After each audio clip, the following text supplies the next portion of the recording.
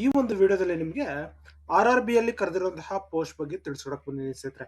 So 22,000ಕ್ಕಿಂತ ಹೆಚ್ಚು post ಗಳನ್ನ ಕರೆದಿದ್ದಾರೆ ಸ್ನೇಹಿತರೆ. RRB ಗ್ರೂಪ್ ಡಿ ಪೋಸ್ಟ್ ಆಗಿರುತ್ತೆ.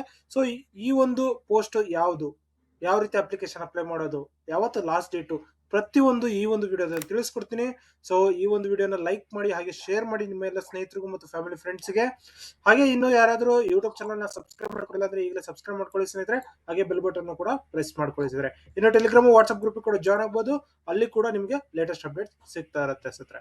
ಇನ್ನು ನ್ಯೂ ಗೌರ್ಮೆಂಟ್ ಜಾಬ್ alert.com ಅಂತ ಸರ್ಚ್ ಮಾಡಿದ್ರೆ ಸಾಕು, ಈ ಒಂದು ವೆಬ್ಸೈಟ್ ಸಿಗುತ್ತೆ ಸ್ನೇಹಿತರೆ.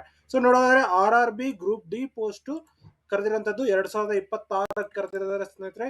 22,000ಕ್ಕಿಂತ ಪೋಸ್ಟ್ ಕರೆದಿದ್ದಾರೆ.